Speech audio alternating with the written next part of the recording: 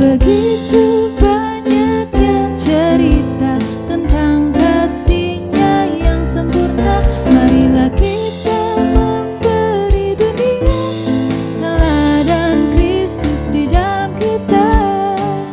Kasih itu sabar, murah hati, lemah lembut, tak cemburu. Kasih itu memberi sukacita di hati.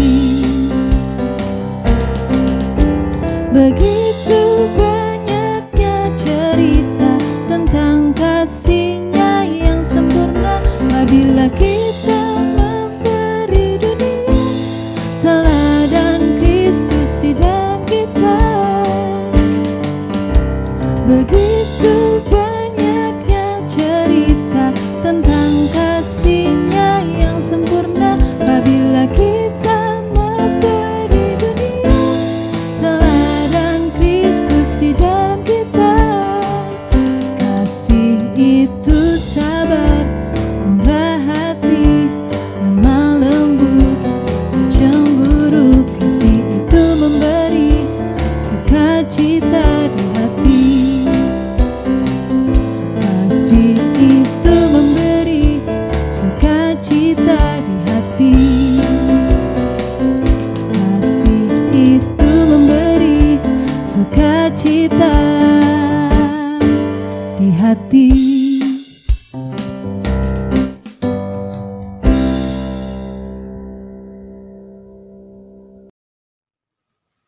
Shalom jemaat yang dikasihi oleh Tuhan. Mari bersama-sama kita akan memulai kebaktian online pada saat ini dengan satu pengakuan bahwa pertolongan kita adalah dari Tuhan yang menciptakan langit dan bumi, yang tidak pernah meninggalkan buah perbuatan tangannya. Kasih karunia dan damai sejahtera kiranya turun atas saudara di dalam nama Allah Bapa, Putra, dan Roh Kudus. Amin.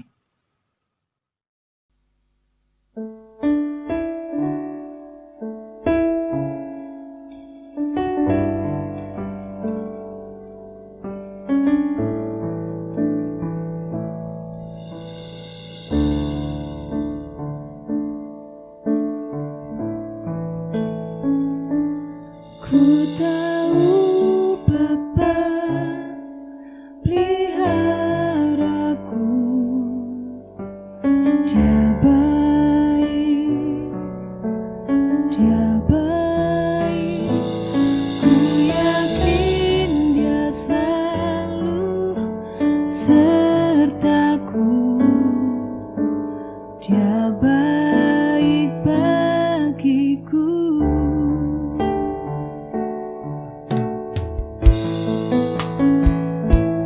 Ku tahu Bapa peliharaku, Dia baik, Dia baik. Ku yakin Dia selalu sertaku. Dia baik bagiku.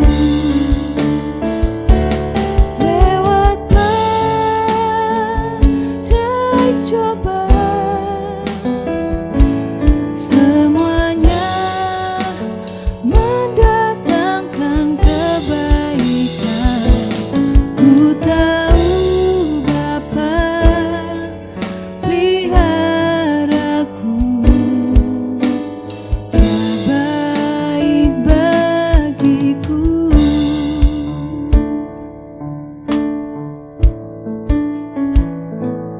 Ku tahu Bapa peliharaku, Dia baik, Dia baik. Ku yakin Dia selalu sertaku. Dia baik bagiku. Lewat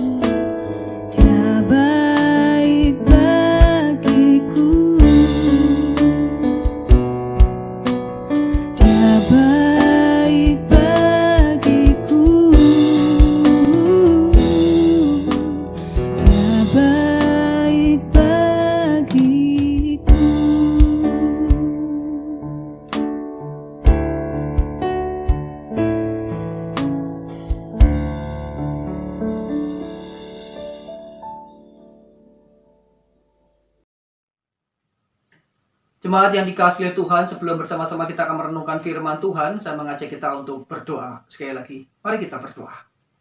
Bapa Surgawi, kami mengucap syukur untuk kesempatan yang baik di mana Tuhan memberikan kami kesempatan untuk merenungkan kembali firman Tuhan.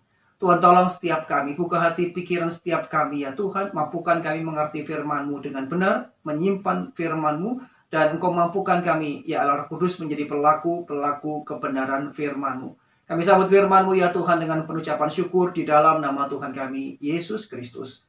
Amin. Jemaat yang dikasihi oleh Tuhan, tema pada saat ini adalah mengenal rencana Tuhan yang terambil dari Yesaya pada pasal yang ke-55, ayat yang pertama sampai dengan ayat yang ke-13.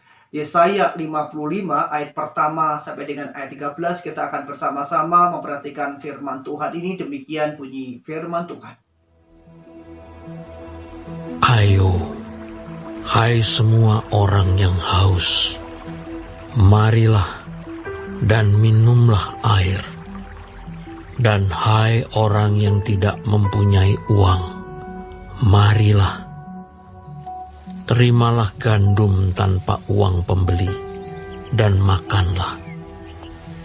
Juga anggur dan susu tanpa bayaran.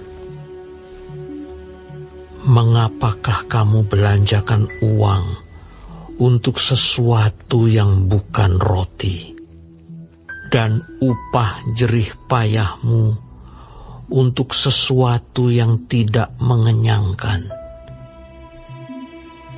Dengarkanlah aku, maka kamu akan memakan yang baik, dan kamu akan menikmati sajian yang paling lezat. Sendengkanlah telingamu dan datanglah kepadaku. Dengarkanlah, maka kamu akan hidup. Aku hendak mengikat perjanjian abadi dengan kamu, menurut kasih setia yang teguh, yang kujanjikan kepada Daud. Sesungguhnya, Aku telah menetapkan dia menjadi saksi bagi bangsa-bangsa, menjadi seorang raja dan pemerintah bagi suku-suku bangsa. Sesungguhnya, engkau akan memanggil bangsa yang tidak kau kenal, dan bangsa yang tidak mengenal engkau akan berlari kepadamu. Oleh karena Tuhan Allahmu, dan karena yang Maha Kudus, Allah Israel, yang mengagungkan engkau. Carilah Tuhan selama Ia berkenan ditemui. Berserulah kepadanya selama Ia dekat.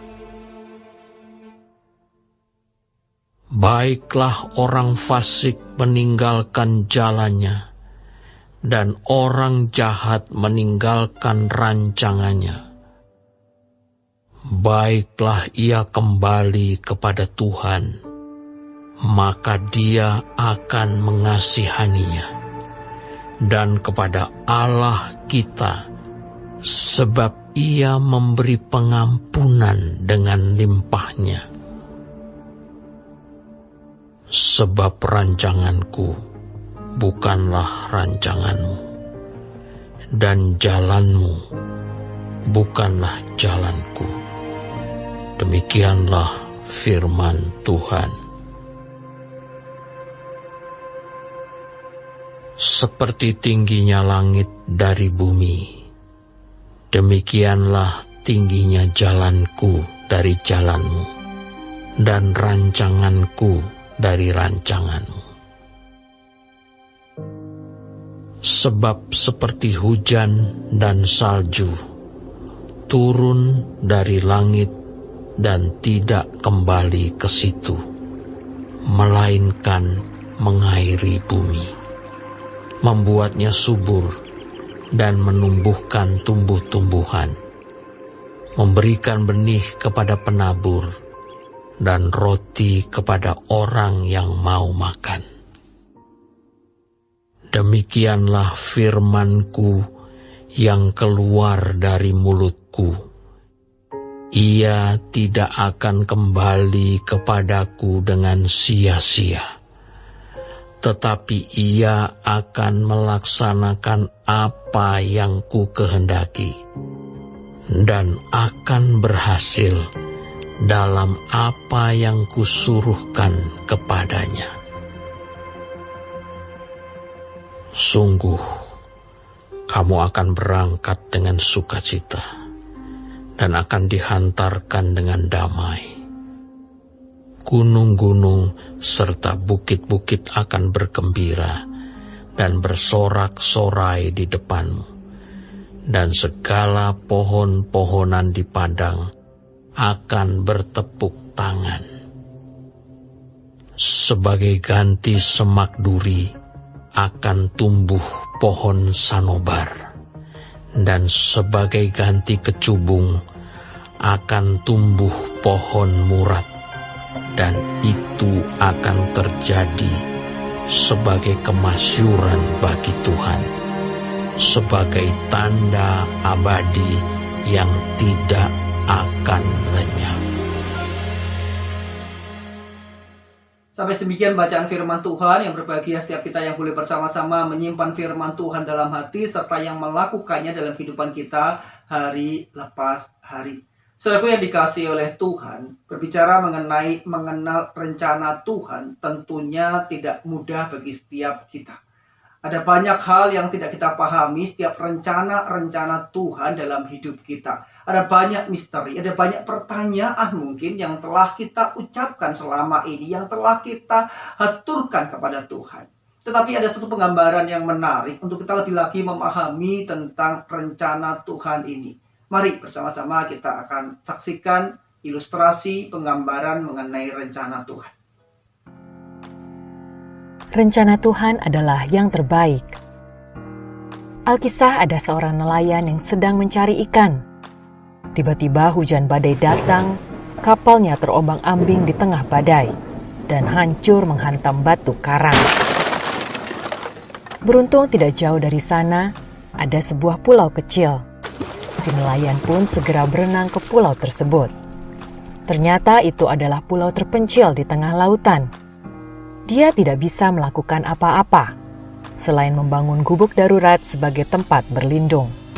Setelah beberapa hari, buah-buahan dari pohon di pulau kecil tersebut mulai habis. Dia kebingungan bagaimana selanjutnya ia akan bertahan hidup. Dalam keputusasaan, ia berdoa pada Tuhan, memohon agar ada orang yang datang untuk menyelamatkannya. Tak lama kemudian, tiba-tiba ada sebuah petir menyambar gubuknya. Ia sangat sedih sekaligus marah, seolah penderitaannya belum cukup. Kini gubuknya pun malah ikut terbakar. Ketika sedang bersedih, ia melihat ada sebuah kapal di kejauhan. Kapal itu mendekat dan semakin mendekat. Akhirnya kapal itu tiba, dan dia berhasil diselamatkan. Ia bertanya pada kapten kapal, bagaimana kapten kapal bisa tahu kalau ia ada di pulau tersebut? Kapten kapal menjelaskan, dari kejauhan, ia melihat ada sebuah kepulan asap dan berpikir bahwa mungkin itu adalah sinyal yang meminta pertolongan. Tuhan akan selalu memberikan yang terbaik. Yang perlu kita lakukan hanyalah percaya padanya. Saudaraku yang dikasihi oleh Tuhan, dari ilustrasi ini kita belajar bagaimana rencana Tuhan yang terjadi atas hidup kita itu selalu terbaik dalam hidup kita. Meskipun terkadang atau seringkali kita tidak memahaminya.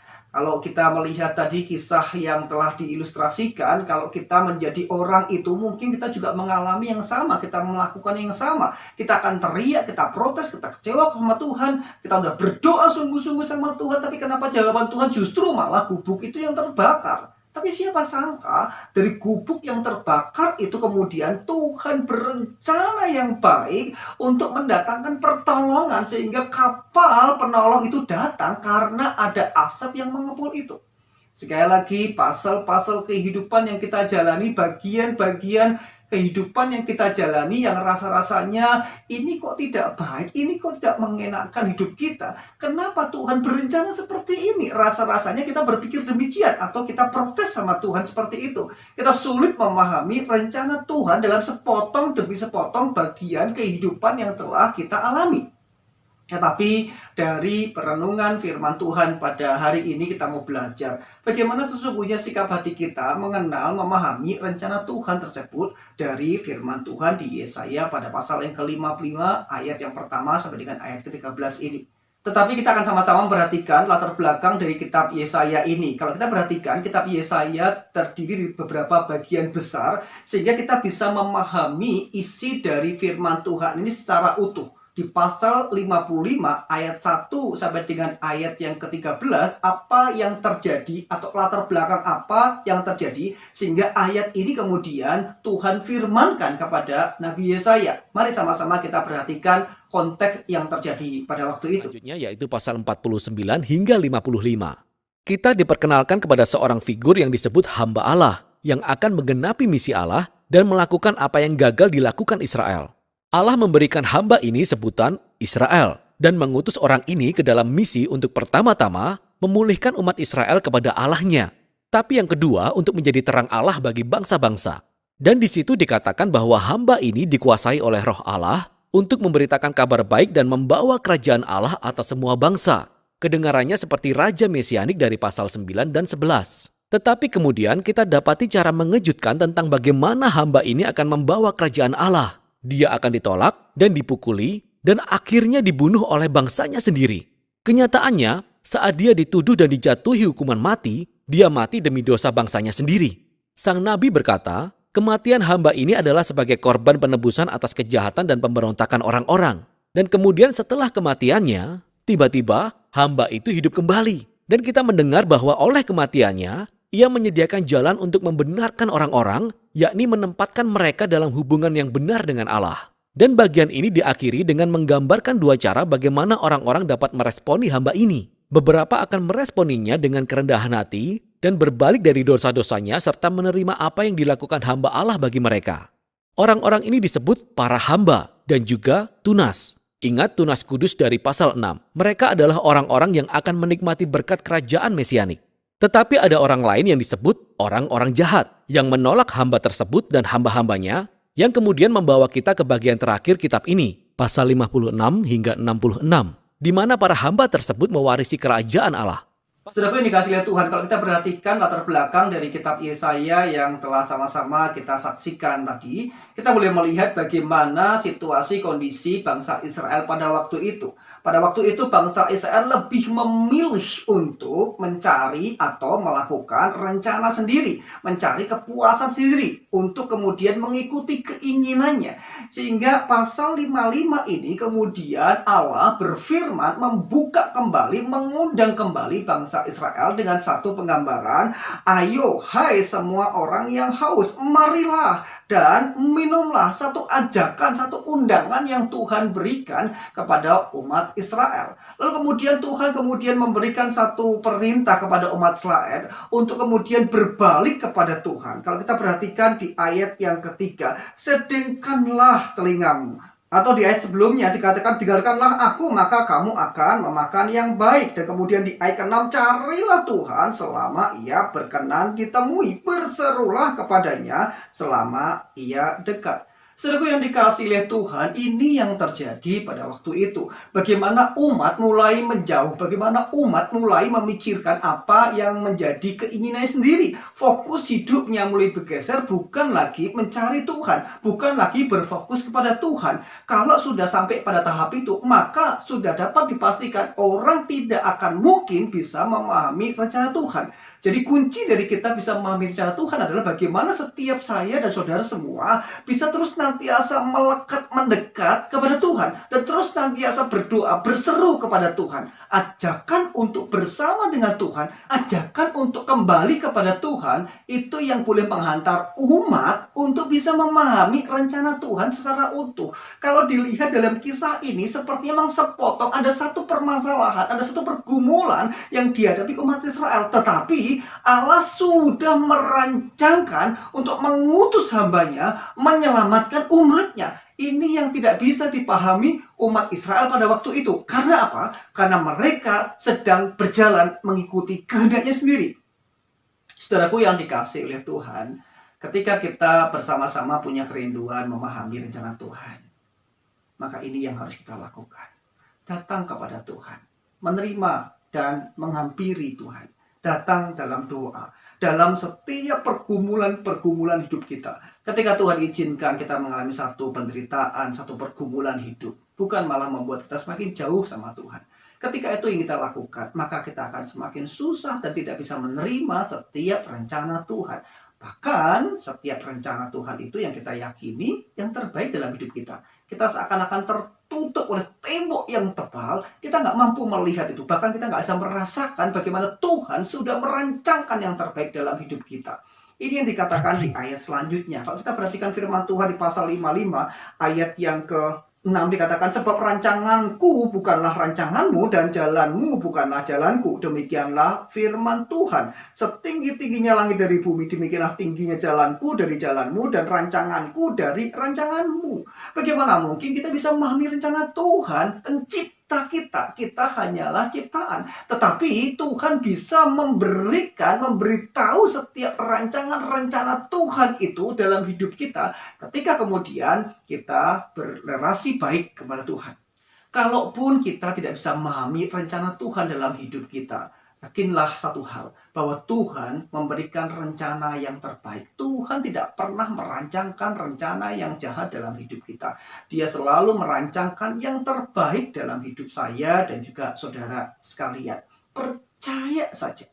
Seperti dikatakan Kristus tadi, percaya saja. Dan hanya percaya saja bahwa Tuhan yang pegang kendali atas hidup kita. Bahwa Tuhan telah merancangkan sesuatu yang terbaik atas hidup kita. Untuk sama-sama kita jalani. Dalam segala keterbatasan kita. Kita pengkhotbah katakan bagaimana rencana Tuhan itu indah. Dan Tuhan menjadikan segala sesuatunya indah pada waktunya. Tetapi manusia tidak dapat menyelami apa maksud Allah tersebut. Karena memang segala keterbatasan kita. Tetapi Yeremia 33 ayat 3 mengatakan, berserulah kepadaku, maka aku akan memberitahukan padamu hal-hal yang tak kau pahami, hal-hal yang tak kau mengerti. Ada waktu Tuhan untuk menyampaikannya, tapi ada waktu Tuhan juga untuk seakan-akan diam.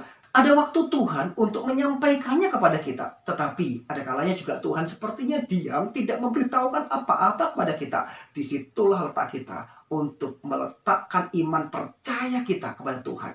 Bahwa Tuhanlah Allah atas hidup kita. Bahwa Tuhanlah pemegang kendali atas hidup kita. Dan Tuhan yang telah memberikan yang terbaik. Merancangkan yang terbaik dalam hidup setiap saya dan saudara sekalian. Saudaraku yang dikasihi oleh Tuhan, pergumulan terbesar hidup manusia adalah ketika manusia itu bergumul atas keberdosaannya. Dan Tuhan sudah merancangkannya. Bahkan sejak kejatuhan manusia dalam dosa, Adam dan Hawa jatuh dalam dosa, pada saat itu Tuhan sudah merancangkan keselamatan atas umat manusia. Sehingga kemudian pada perjanjian baru kemudian digenapi, Yesus Kristus itu lahir dan kemudian mati untuk menebus setiap saya dan saudara atas setiap hukuman dosa. Sehingga setiap orang yang percaya kepadanya tidak binasa, melainkan beroleh hidup yang kekal. Kalau pergumulan yang terbesar dalam hidup ini, Tuhan sudah rancangkan, Tuhan sudah rencanakan yang terbaik, bahkan memberikan jalan keluar yang terbaik. Masakan sih setiap pergumulan hidup yang kita jalani sekarang ini, Tuhan tidak merancangkan yang baik pula. Percayalah, ada Tuhan di tengah-tengah pandemi ini. Percayalah, ada Tuhan di tengah-tengah pergumulan hidup saudara dan saya. Percayalah, Tuhan akan memberikan jalan keluar yang terbaik. Dan pertolongan Tuhan selalu tepat pada waktunya. Biarlah saya dan saudara semua dapati Tuhan. Anak-anak Tuhan yang terus nantiasa percaya kepada Tuhan. Mengandalkan Tuhan dan taat menanti setiap jawaban Tuhan dalam hidup sehari-hari. Dengan tetap menyenangkan dan memuliakan nama Tuhan. Biarlah firman-Nya memberkati setiap kita. Mari kita berdoa. Bapa Surgawi, kami menyadari ya Tuhan, untuk memahami rencana-Mu terlalu jauh bagi kami untuk bisa memahaminya. Kami manusia yang lemah dan terbatas. Tapi kami bersyukur ya Tuhan, Engkau boleh menyatakan setiap rencana-Mu dalam setiap kami. Tapi kalaupun kami tidak paham, kami tidak tahu juga, berikan kami iman dan teguhkan iman percaya kami bahwa Engkau Allah kami yang memberikan rancangan yang terindah dalam hidup kami, bahkan rancangan yang terbaik dalam hidup kami, bahkan ketidakmampuan kami untuk bisa memahami rencana itu pun kami tetap Engkau berikan hati yang tetap percaya kepadamu. Tolong setiap kami ya Tuhan. Terlebih di masa-masa pandemi sekarang ini ya Tuhan, ada banyak pertanyaan, ada banyak hal, bahkan ada banyak peristiwa yang Kau izinkan kami alami. Tapi biarlah ya Tuhan, kami menyerahkan sepenuhnya setiap pergumulan hidup kami hanya kepadamu. Allah kami yang empunya hidup kami, Allah kami yang berotoritas penuh atas hidup kami, Allah kami yang merancangkan yang terbaik atas hidup kami. Terima kasih ya Tuhan. Kami bersyukur dan berdoa di dalam nama Tuhan kami, Yesus Kristus. Amin.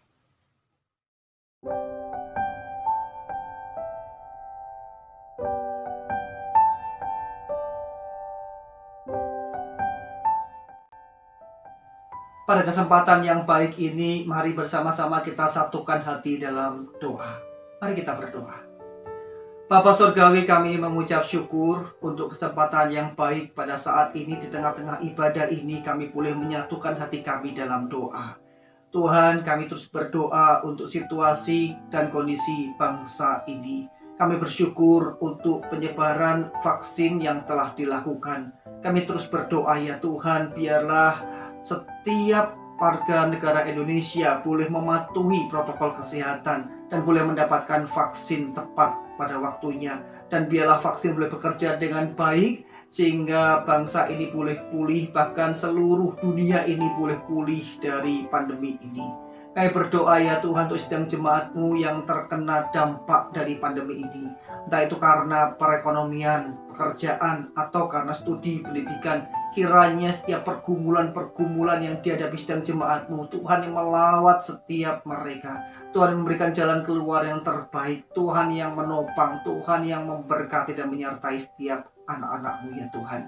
Kami juga berdoa ya Tuhan untuk gereja-Mu di tempat ini. Tuhan, kami mohon kiranya juga Tuhan memberikan hikmat bijaksana-Mu bagi setiap pemimpin-pemimpin yang telah Tuhan percaya untuk mengambil setiap keputusan dengan bijaksana, untuk boleh terus nantiasa memikirkan yang terbaik demi kemuliaan bagi nama Tuhan. Tuhan, kami berdoa untuk jemaat-Mu yang sekarang sedang bergumul untuk sakit penyakit. Tuhan, kami mohon kiranya Tuhan berkenan melawat sedang jemaat-Mu ini ya Tuhan.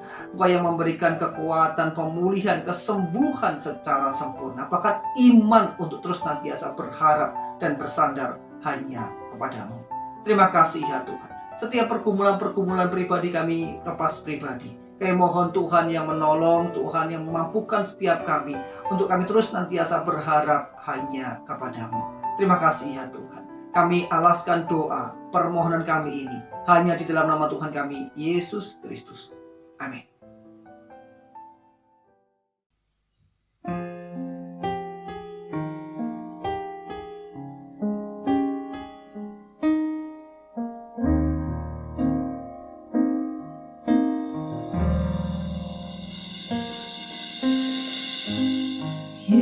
Yesusku, penyelamatku, tiada yang seperti Engkau.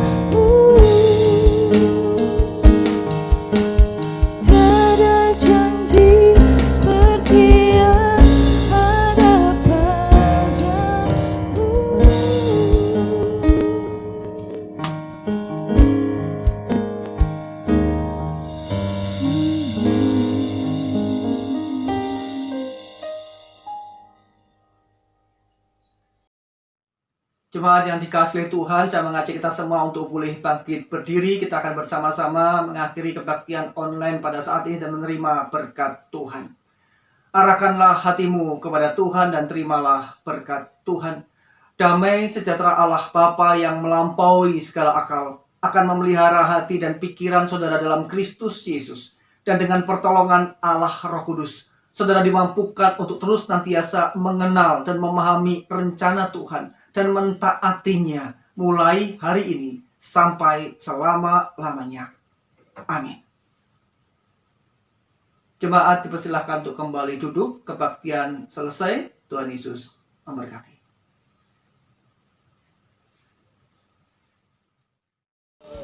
Nyanyi dan